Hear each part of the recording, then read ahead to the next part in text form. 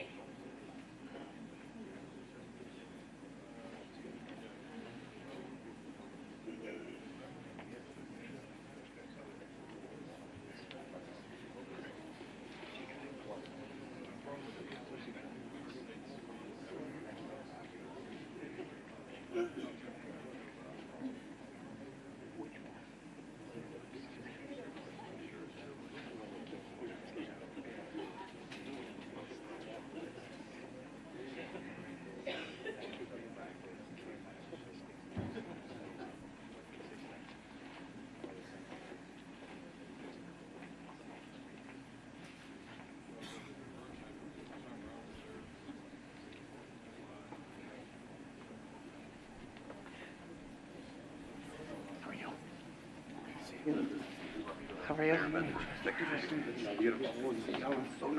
Being American, really good. That's right.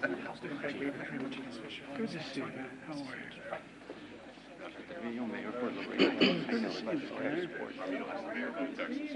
President Ron Herbert.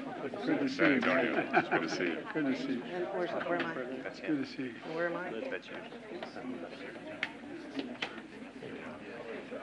Where am I supposed to stand? Right here. Right here. Thank you, man. Thank you. Thanks for having me. Well, Mr. President, I'd like to just take a little bit of a time to talk about some of our threats and some of our needs within Customs and Border Protection. So as you're aware, over the past couple years, we've been dealing with migration surges coming on our border, across the southwest border.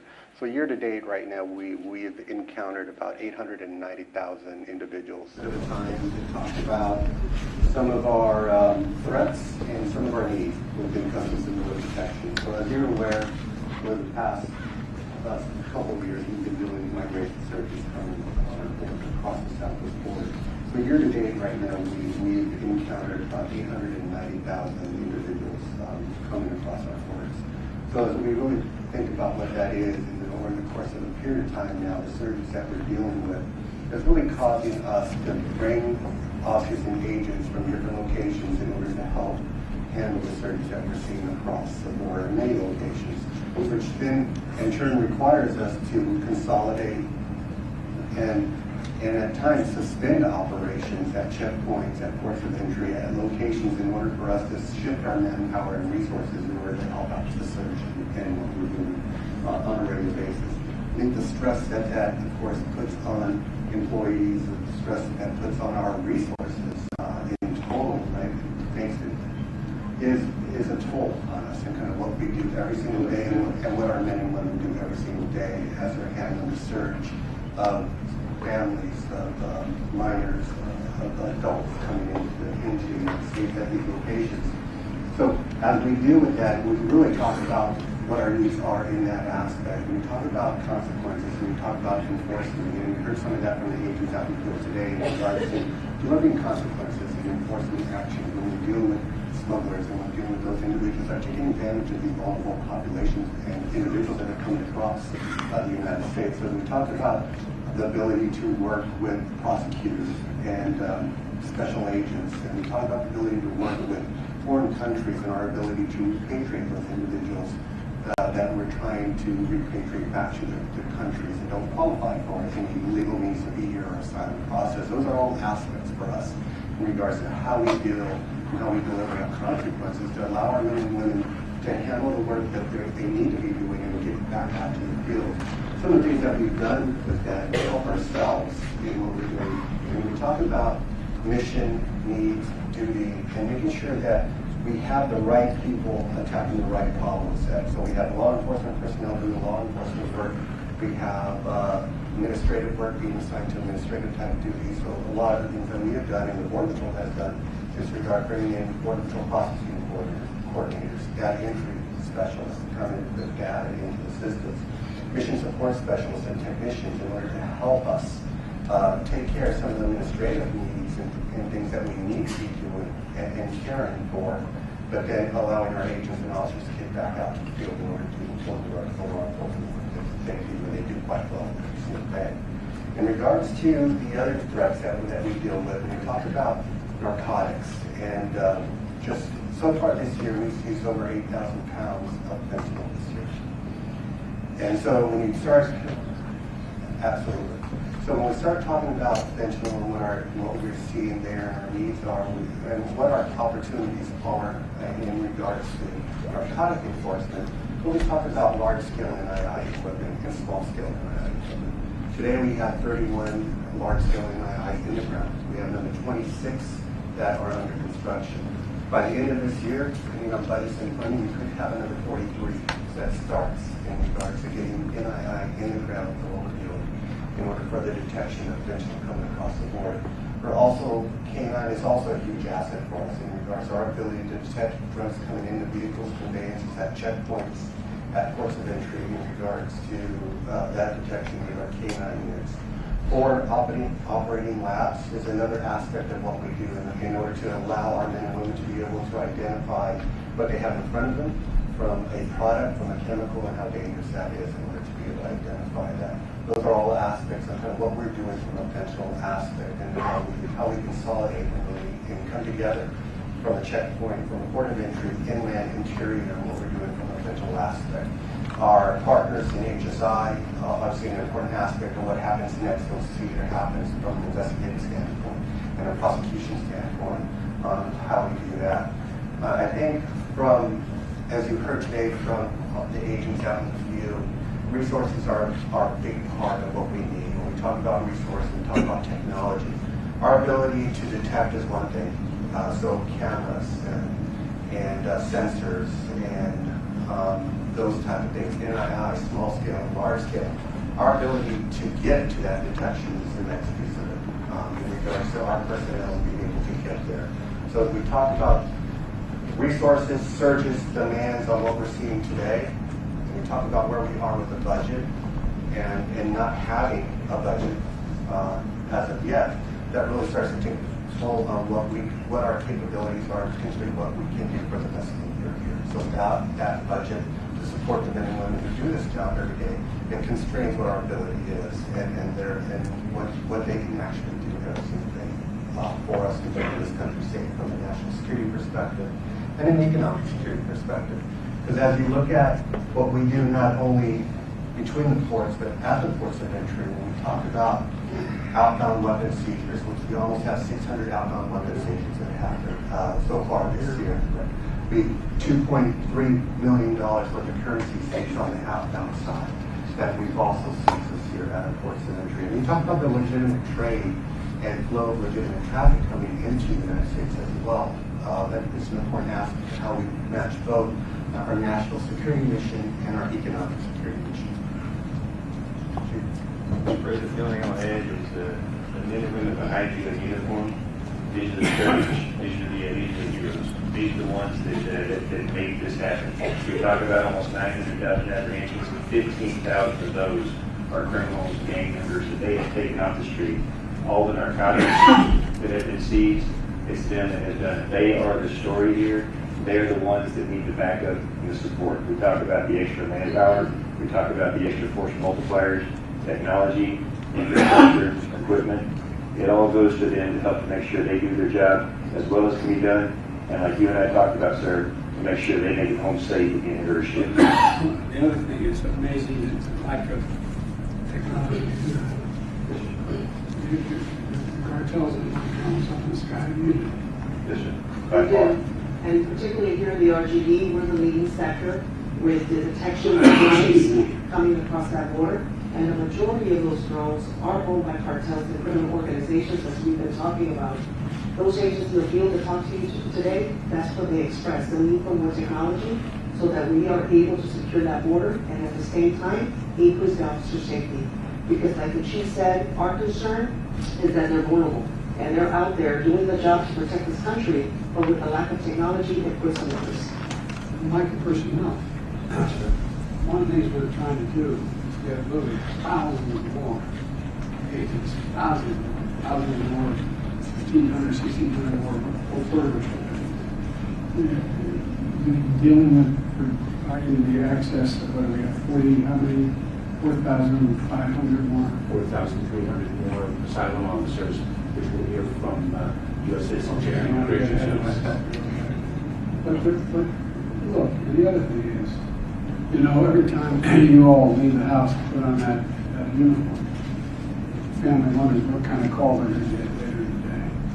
And so we owe your families big. I mean that sincerely, from the bottom of my heart. We owe them big for what you do. Thank you, thank you, thank you. We're going to get you more resources.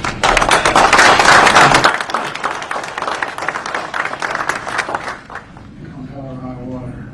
Thank you, sir. We'll move on to CIS. Thank you, man. Appreciate it. It's amazing what you do.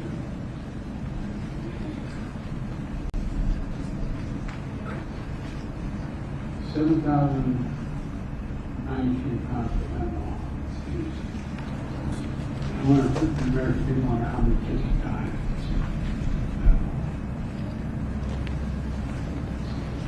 So here with us are our partners from U.S. Citizen and Immigration Services. They're going to provide you a brief on some of their efforts.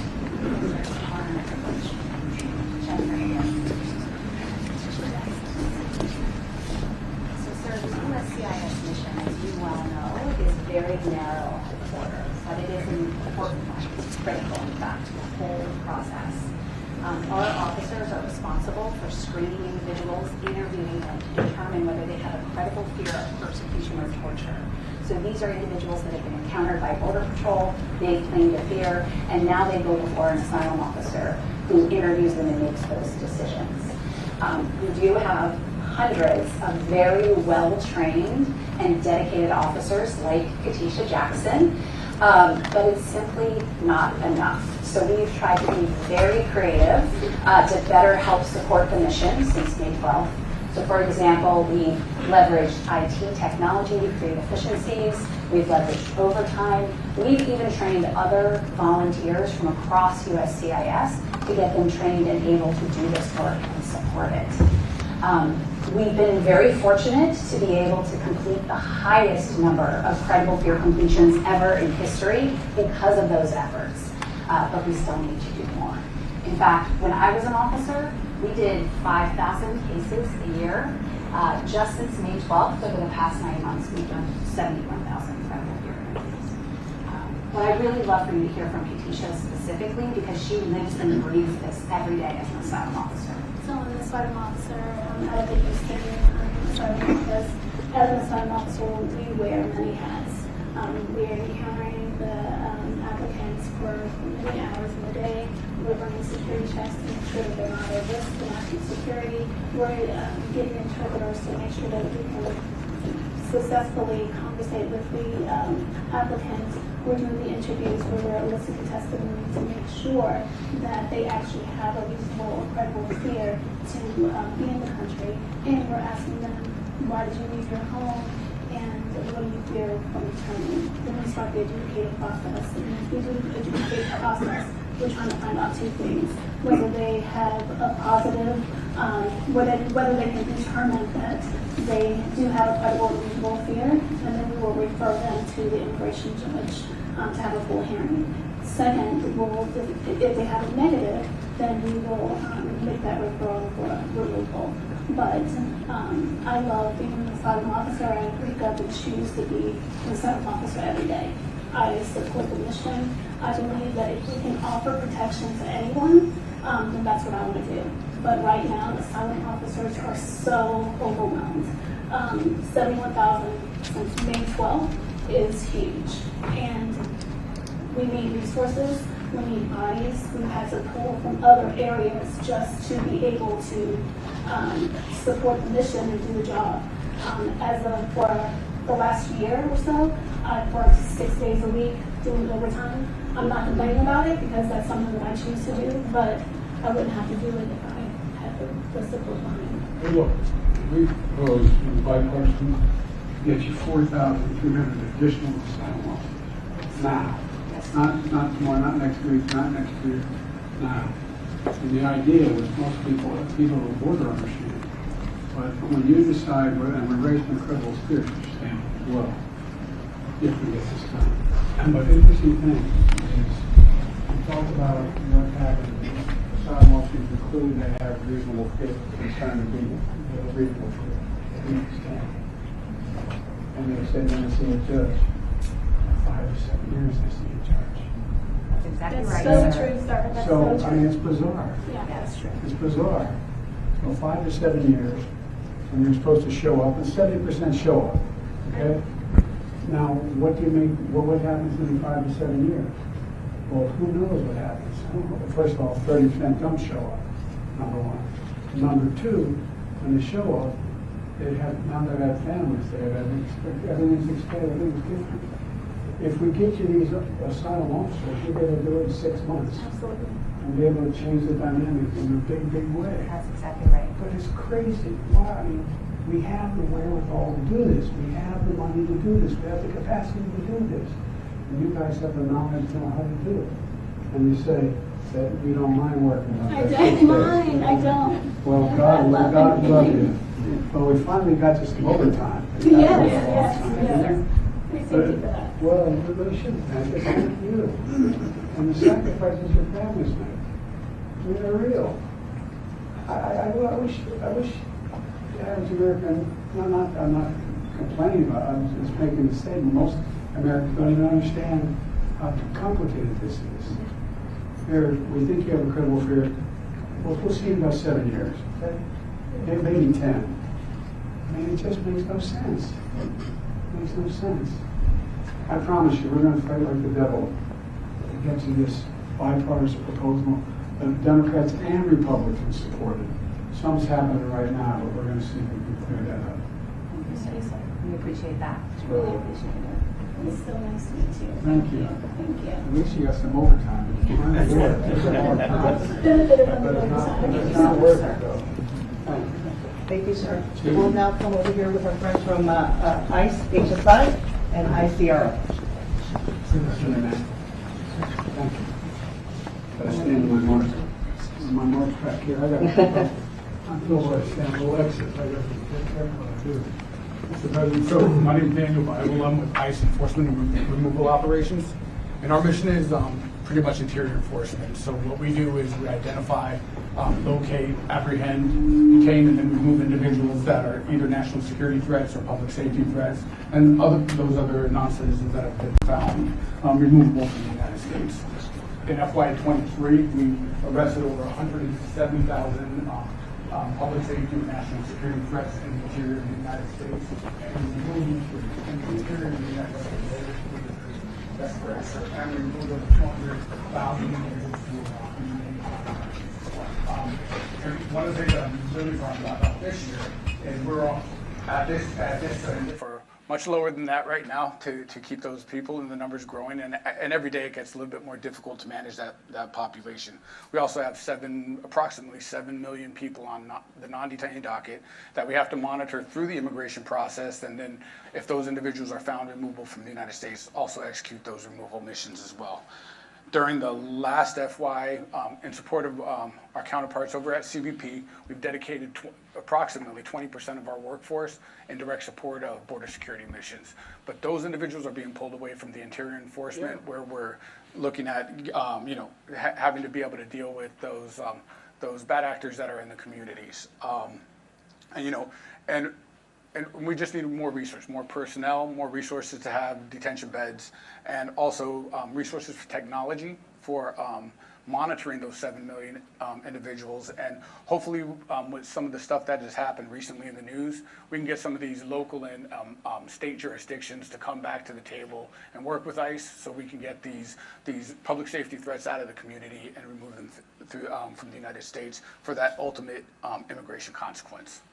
Besides the additional 10,000 beds that this compromise we've worked out haven't passed yet in the Congress, what is the most important thing you need?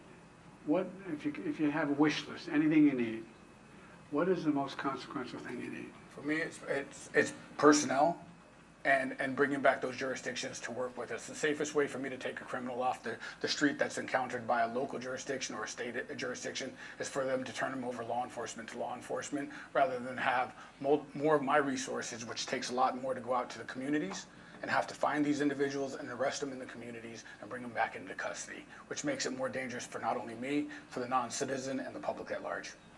Okay, what's the better way to take on these cartels? Well, sir, Katrina Berger, I'm the EAD for HSI, Homeland Security Investigations. I knew that, I'm sorry, but they didn't. I'm glad you said it. I should have said you. We talk about consequences, and with HSI, we are all about the consequences. And the best consequences we can put on these transnational criminal organizations is to prosecute them, arrest them, put them in jail, seize their assets, seize their money. And how do we do that? We work with our transnational criminal investigative units, our TCIUs, south of the border to help stem the flow of illegal migration, goods, narcotics coming up. They hit the border. We're partnering with CBP, our good partners over there. We've been supporting them the last year, 18 months with the irregular migration. A lot of TDY support at the border. That's also pulling away from some of our investigative activities. but it's, as I always say, it's one team, one fight. So we're there. What do we need? Certainly everyone talks about personnel. We have a lot of agents. We have a lot of law enforcement. Support staff is often lacking across the board. Analysts, criminal analysts, investments in technology. I want the press to, what do you mean by support staff? Our mission support people, the people that administratively help us do our mission, they support the mission. Right.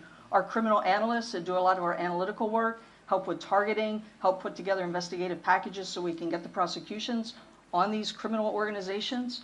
Title 21 would really help us. These are poly-criminal organizations. They're just not one-faceted. Right. They don't just engage in human smuggling. They engage in drug smuggling. They engage in weapons trafficking. If we had Title 21... Human trafficking they engage in. Yes. Human smuggling, human trafficking, many criminal activities. It's not going to stop us by not having Title 21. We're going to keep doing our job. It just slows us down. We're a poly-investigative agency targeting poly-criminals. So that's really what we need. More investments in technology as well, artificial intelligence, machine learning to help better target all of these activities out there would help us tremendously. When I was last at the border a year ago, I've witnessed the machines that detect the fentanyl. Explain how they work and what it is. Because we got a lot of money for a significant number more. We do, and I could talk about that, but Mr. Flores can probably talk a little bit more succinctly and get it a little bit more accurately. Well, we can do both. Come on over a second. Because a lot of it has to do with, anyway. Yes, sir. So, Mr. President, so our NII technology is what we're talking about. We have it in two scales. We have Explain what NII means. non-intrusive technology. We have a large scale, which we can drive commercial trucks, commercial passenger vehicles through, and we have small scale, which we can do packages, or we can examine tires in the small scale. So our ability to use that, first, as we talk about risk, and we talk about assessing some type of risk to a conveyance, to a commercial shipment, to a package, to a piece of mail, data that we get in advance of that becomes important for us. Analytic work that goes into it between ourselves, HSI, and how we do the analytics on that and determine what the risk is. Once we determine what the risk is, we can either do a targeted exam of that commercial truck, of that passenger vehicle, of that package, of that commercial shipment, or we can go out and randomly select based on what we believe a perceived threat to be on that. Our ability to run and scan and then have our officers or personnel analytically determine if there's an anomaly in that package is intensive work on our end. As we work towards machine learning and AI, and our ability for algorithms to be able to identify potential anomalies, and then our personnel ensuring that an anomaly exists or doesn't exist, and then we go out and examine. That's a game changer for us, and our ability to be able to quickly and facilitate individuals and cargo coming in the country while targeting risk and examining the packages or conveyances that we need to examine. And this, at port of entry, this has occurred as well. Because last time I was here, I remember they were going with, looks like a boxcar, coming across in a tractor trailer. And they had about 80 individuals in that, smuggling. Other one, they showed me a significant amount of drugs in it. So I just want the American people to know what we're trying to get done. How many more of these big things are we talking about? The non-intrusive inspection technology under the legislation, that we would get more than $400 million to implement more than 100 of those machines. That'd make a difference, wouldn't it? It would, absolutely. And Mr. President, Pete spoke of the construction projects that we have underway for this year. We can't finish those without additional funding. Well, there's plenty of funding there. If we, no, there really is. We can afford. We can't afford not to do this, and we can afford to do it. I mean, for example, the infrastructure work being done at the border crossings. Right. Well, you know, I was able to get a $1 trillion, $200 billion bill passed that has infrastructure money in it. It could be a game changer. And here we're scratching our heads like, what are we going to do? I just admire your, not only your courage and your intellect and your judgment, but that you're willing to keep at this. so understaffed. No, I really mean it. It's incredible. It's one team, one fight, sir. I know it's one team, one fight. Easy, all the sayings are worth saying, but I tell you what, getting it done is a lot harder. I think the American people should know just how much combination of risk, work, and dedication there is in trying to get this done. Anyway, it's amazing. It's amazing. Thank you, HSI. Thank you, ERO. Sir, it's time for remarks, and our briefers, I invite you to our seats, and then we'll escort you this way. Okay. Great job. Thank you. By the way, Thank you, sir. thanks. A native Delawarean. Where are you from? Georgetown, Seaford. Georgetown, damn, girl. Everybody doesn't understand. Southern Delaware, first time around, said, boy, where are you from? I grew up at a little crossroads called Hardscrabble. Well, what?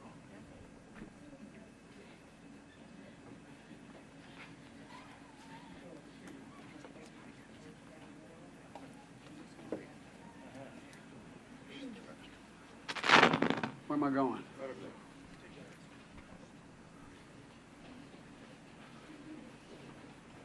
Again, thank you. As my mother would say, please excuse my back. I apologize. Well, folks, good afternoon. Before we start, I'd like to say a few words about the devastating wildfires that are scorching Texas Panhandle and northwest Oklahoma.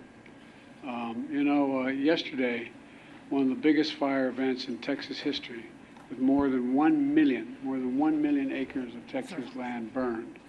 From the start, I directed my team to do everything possible to help protect the people in the communities threatened by these fires. In response to specific requests made from the state, we already have more than 500 federal personnel here working on fire suppression. That includes the deployment of 100 federal firefighters and more on the way, as well as dozens of additional fire engines, air tankers, small planes, helicopters to help fight the flames. And FEMA has already guaranteed that Texas and Oklahoma will be reimbursed for the cost of keeping folks safe. And we're grateful for the brave first responders risking their lives to save others. And we urge folks to listen to the warnings from the local officials, listen to them. I've flown over a lot of these wildfires since I've been president. Matter of fact, I've been in a helicopter in the west and the southwest and northwest, flown over more land burned to the ground, all the vegetation gone, than the entire state of Maryland in square footage. The idea there's no such thing as climate change, I love that, man. I love some of my Neanderthal friends who still think there's no climate change. Well, my administration is going to keep building on the progress we've made fighting climate crisis, and we're going to help folks rebuild themselves in the wake of these disasters. And we rebuild to the standards that are the up-to-date standards and building codes and the rest. Because if you fly over these areas that are burned to the ground, you'll see in the midst of 20 homes that are just totally destroyed, one home sitting there because it had the right roof on it. And anyway, since I took office, FEMA's provided Texas alone over $13 billion in 3 years in disaster relief after fires and winter storms across the state. And when disasters strike, there's no red state or blue state where I come from. They're just communities and families looking for help. So we're standing with everyone affected by these wildfires. We're going to continue to help you respond and recover. Now, turning to the purpose of my visit. I want to thank Congressman Gonzalez. There you are, pal. I thank you. I thank him for the passport into his district, but he's been a great partner. I also want to thank Mayor Cowan for his partnership, and I want to thank County Judge Trevino for over 30 local officials who've joined us here today. No one works harder for a safe, secure border than all of you. And Secretary Mayorkas has joined us today, and he's joined by 7 mayors and cities and towns across South Texas. 4 county judges here from across the state. I told the county judge that I used to be a county official. It's the hardest job in American politics. You know why? They think you can do everything, you don't have the budget. So anyway. And the 2 leaders from the Texas legislature, State House Leader Trey is here, Trey Martinez Fisher, and the State Senate Leader, Carol Alvarez. Look, and all the other local officials that are here today, I want to say thanks. Folks, it's real simple. It's time to act. It's long past time to act. I just received a briefing from the Border Patrol at the border, as well as Immigration and Enforcement, asylum officers, and they're all doing incredible work under really tough conditions. Really tough conditions. They told me what you already know, and we already know. They desperately need more resources. Say it again, they desperately need more resources. They need more agents, more officers, more judges, more equipment in order to secure our border. Folks, it's time for us to move on this. We can't wait any longer. Folks, on my first day as president, I introduced a bill I sent to Congress, a comprehensive plan to fix the broken immigration system and to secure the border. But no action was taken. Then months ago, my team began a serious negotiation in a bipartisan group of senators, leading conservative Republicans and progressive Democrats. And it resulted in a compromise bill. It's the toughest set of border security reforms we've ever seen in this country. It's pretty basic. With this deal, we could hire 1,500 additional border security agents, 1,500 additional officers, and between ports of entry. For the last 4 years, staffing has been roughly that, flat, just flat. Agents working overtime, spending long hours patrolling the border, making major sacrifices. And I know it takes a big toll on them and their families. That's why in December I signed a bill finally getting Border Patrol agents what I've been pushed by and reminded by the congressman, overtime pay they deserve. They're finally getting overtime pay. I mean, it's ridiculous it took this long. It was long past time, and I was proud to do it, but we need to do more. It's time to step up. It's time to step up, provide them with significantly more personnel and capability. We also need more immigration judges to help handle the backlog. There are 2 million cases, backlog of 2 million cases. This bipartisan deal would provide funding for 100 more immigration judges immediately. It would also establish new, efficient, and fair process for the government to consider asylum claims for those arriving on our border. Today, the process to get a decision on an asylum claim takes 5 to 7 years. Now, you all know it down here, but the people around the country don't understand it.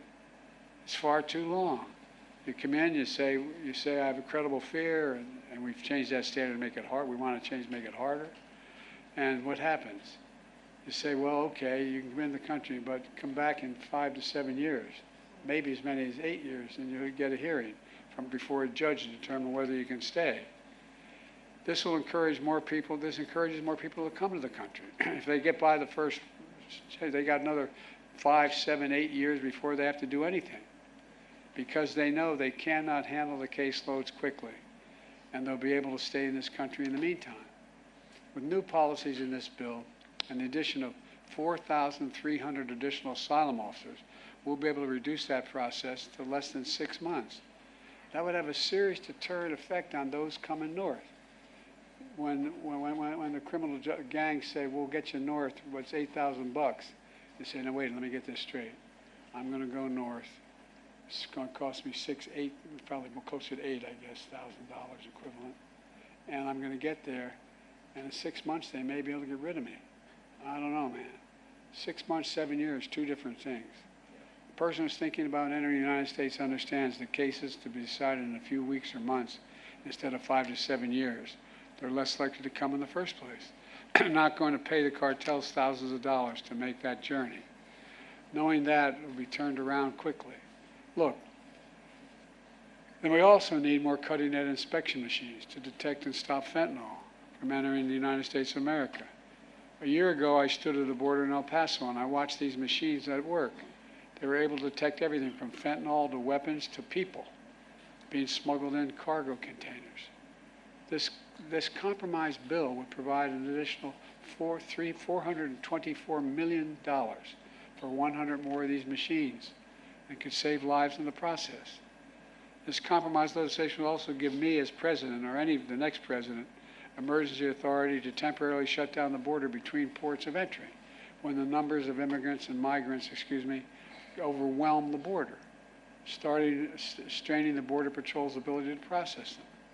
At the same time, at our legal ports of entry, like here in Brownsville, we're making investments in infrastructure. My bipartisan infrastructure law is going to provide nearly $4 billion new dollars to boost security, to ease waiting times at land and ports of entry like Brownsville. And I want to thank again Congressman Gonzalez for helping me get that through and get it passed as the law. That you get the money for example, that's how you got the money for the Gateway Bridge from that fund. Folks, the bipartisan border security deal is a win for the American people. And it's a win for the people of Texas, and it's fair for those who legitimately have a right to come here to begin with. It's a win for the people of Brownsville, and I believe that's why the Border Patrol Union endorsed it. I believe that's why the National Chamber of Commerce endorsed it, not known as a Democratic organization with a capital D. Look, and that's why the Wall Street Journal endorsed it as well. This is a truly bipartisan initiative. That's why the bipartisan South Texas Alliance of Cities endorsed it. Folks, I didn't get everything I wanted in that compromise bipartisan bill, but neither did anybody else. The compromise is part of the process. That's how democracy works. That's how it's supposed to work. Compromise is a very positive step on a critical issue for the country, all those issues for the country. And folks here in Brownsville and all along the border know that. We need to have their backs, your backs. I want the people to understand clearly what happened here. This bill was in the United States Senate. It was on its way to being passed. Then it was derailed by rank-and-file politics, rank-partisan politics. The U.S. Senate needs to reconsider this bill, and those senators who oppose it need to set politics aside and pass it on the merits, not on whether it's going to benefit one party or benefit the other party. It's about whether it benefits the American people. It's what the American people deserve. And the Speaker of the House needs to put this bill on the floor, because if he put it on the floor unrestricted, it would pass. The majority of Democrats and Republicans in both houses support this legislation until someone came along and said, don't do that, it'll benefit the incumbent. That's a hell of a way to do business in America for such a serious problem. We need to act. It's time for the speakers and some of my Republican friends in Congress who are blocking this bill to show a little spine. Pass a bipartisan, remember, bipartisan, conservative leaders supported this border security bill. Let's remember who we work for God's sake. We work for the American people. Let me end with this. I understand my predecessor's legal past today. So here's what I would say to Mr. Trump. Instead of playing politics with this issue, instead of telling members of Congress to block this legislation, join me, or I'll join you in telling the Congress to pass this bipartisan border security bill. We can do it together. You know and I know it's the toughest, most efficient, most effective border security bill this country has ever seen. So instead of playing politics with the issue, why don't we just get together and get it done? Let's remember who the heck we work for. We work for the American people, not the Democratic Party, the Republican Party. We work for the American people. And let's remember who we are. We're the United States of America. No, I mean this. Think about this. There's nothing beyond our capacity. Nothing when we work together. And if all things we should be working together on is this, we have the formula to get it done. God bless you all, and may God protect our Border Patrol, and God protect our troops. Now I'd like to turn this over to Secretary Mayorkas. Thank you.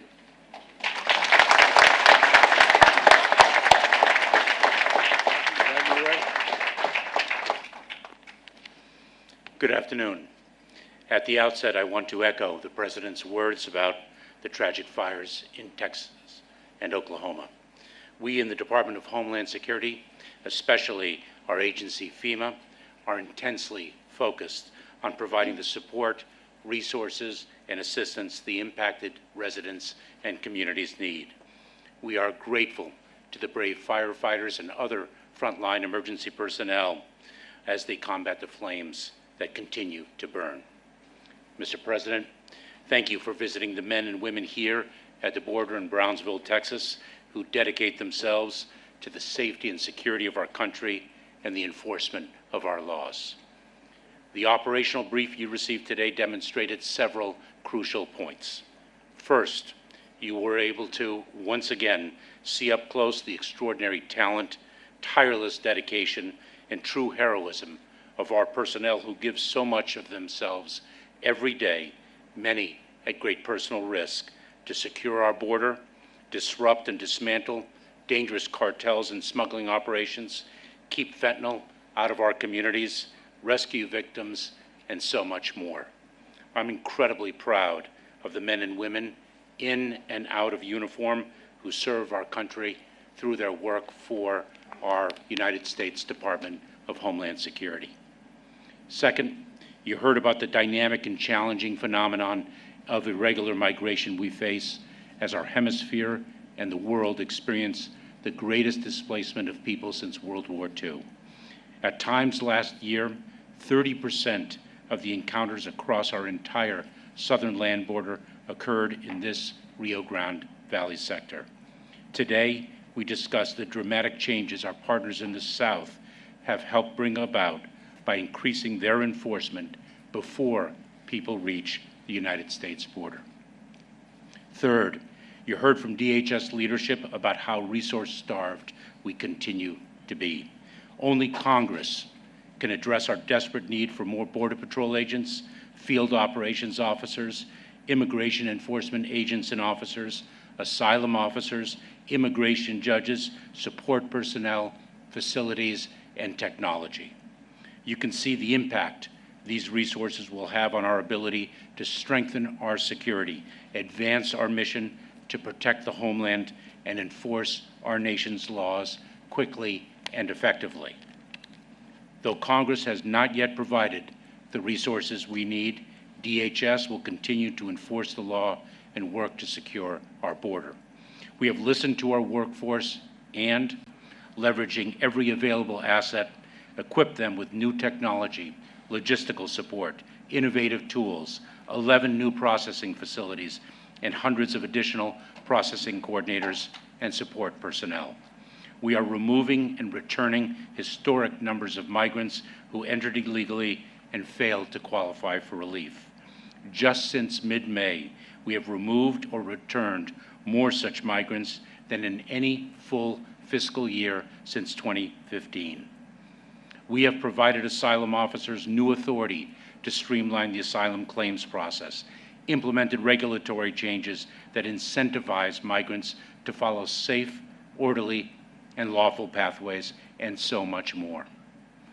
The importance of passing the bipartisan legislation to fix our broken immigration system and add much-needed resources cannot be overstated, nor can the heroism of our personnel who accomplish so much for our country with so much less than what they need and deserve. Finally, Mr. President, you heard about the difference that cooperation, collaboration, and communication between federal personnel and local officials can make in the efficient and effective enforcement of our laws. Unlike Texas Governor Abbott's efforts to undermine federal border enforcement, the leaders in Brownsville serve as a model of cooperation in addressing, together, the challenges that irregular migration present, all in the service of this community and our country. Thank you, Mr. President. Thank you to the public officials here at all levels of government, and thank you to the extraordinary public servants of the United States Department of Homeland Security. It is now my pleasure to introduce Congressman Vicente Gonzalez. Thank you all so much for being here this afternoon. Thank you, Secretary Mayorkas. It is my honor to welcome President Joe Biden to the 34th Congressional District of Texas. Let's give him a big, warm welcome. And we hope this is just the beginning of many more visits to our region, not only in this presidency, but in the next. We want to thank him for such critical conversations that we've had on issues that impact us here and across the southern border. But I can't go by without celebrating the recent over $300 million of infrastructure investment that we've received right here to our congressional district. I know when you travel across the valley, you see this massive infrastructure in roads and bridges, but we've especially have received a lot of resources in expanding our ports of entry, our airports, $68 million to deepening and broadening the Port of Brownsville, which will allow larger vessels to come in and more projects to assure that we continue to compete globally in the next generation. And secondly, I'd like to thank folks who are here today who understand that border security is not a Democratic or Republican problem. It's an American problem that requires real bipartisan solutions. And that's why we must enact legislation that enables us to hire more immigration judges, more agents, more infrastructure on our southern border. And the bill that came from the Senate side, that the bipartisan border security package, would do just that. And it would fix many of the problems that are urging our southern border today. And we need to continue with ideas like that. We need to assure that one former president and a partisan rogue group of members of Congress don't stop this progress and don't alleviate the pressure on our southern border. I continue to urge safe zones in the Congress, to create safe zones in places like Guatemala and Panama and possibly Colombia, where migrants can process their asylum claim thousands of miles from our southern border. And it takes the pressure off our southern border, and it assures that cartels don't continue to enrich themselves by trafficking people to our southern border. However, we cannot do this without a bipartisan cooperation, and we need to assure that we continue to nudge that small rogue group of members of Congress, of Republican members of Congress. It's not all of them, it's a small group that are putting a stop on important legislation that could create, could really take the pressure off our southern border and create improved conditions here in South Texas and across our region. So rest assured that I will continue to work with President Biden and members of Congress across the aisle to bring policies that will make things better for everyday Americans, but also secure our southern border. Thank you so much for being here. Thank you to all the stakeholders that are here, that joined us this morning. I could not be more proud than to have all of you here today. So God bless South Texas, and God bless the United States of America.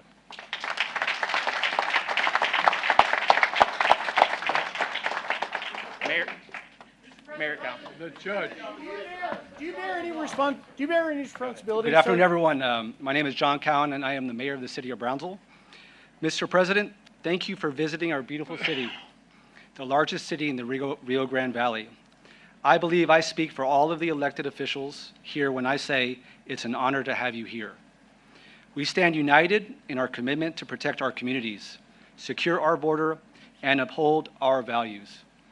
I'm a member of the South Texas Alliance of Cities, a group of mayors from South Texas communities. We work in partnership with the federal government, local law enforcement, and nonprofits to address the challenges created by the border issue. We understand the complexities, the diversity of thought on possible solutions, and the compelling need to ensure that immigration is not a wedge issue. As local leaders, we are responsible for our communities, our safety and well-being. We cannot play politics with this. I am proud of the work we have done in Brownsville to help people entering the country. Our approach, called the Brownsville model, is as compassionate and humane as it is efficient. It prioritizes dignity and care. For 2 years in a row, Brownsville has been named one of the 20 safest cities in America. Mr. President, all of us here are overworked and understaffed. In Brownsville, we have assisted over 240,000 migrants since 2021. Our population is just below 200,000. From El Paso to San Antonio to Brownsville, we all need help. So do our federal partners. We cannot afford to wait. We need to pass the Senate's promising bipartisan border bill that you have championed. We've studied it, and it will give cities critical resources to respond humanely to the migrant challenge. Thank you for your leadership. It's a big deal to have the President of the United States in the Rio Grande Valley. And thank you all for visiting beautiful Brownsville, Texas. Thank you.